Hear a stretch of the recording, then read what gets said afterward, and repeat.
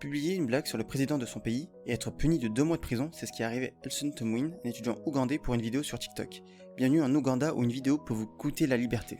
On vous explique. En attendant, abonne-toi pour plus de contenu sur la vie étudiante. Elson Tumwin, étudiant en agriculture, a été condamné à 2 mois de prison pour communication offensante. Son crime, avoir publié une vidéo truquée sur TikTok suggérant que la présidente du Parlement accusait le président Museveni d'atrocités passées.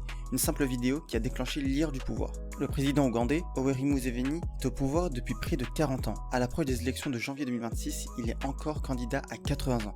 Et depuis plusieurs mois, la répression s'intensifie. Les arrestations d'utilisateurs de réseaux se multiplient. Selon la police, Elson cherchait à ridiculiser, dénigrer et inciter à l'hostilité.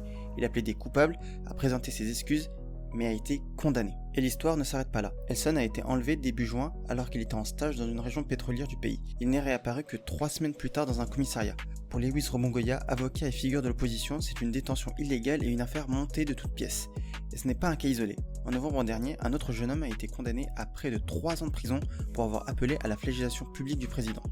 La liberté d'expression se détruit dangereusement en Ouganda. Une simple vidéo sur TikTok peut désormais vous envoyer derrière les barreaux. Elson Tumwin devient un symbole, celui d'une jeunesse surveillée, muselée, mais aussi résistante. Et vous, qu'en pensez-vous? Dites-le nous en commentaire et abonnez-vous pour plus d'actu.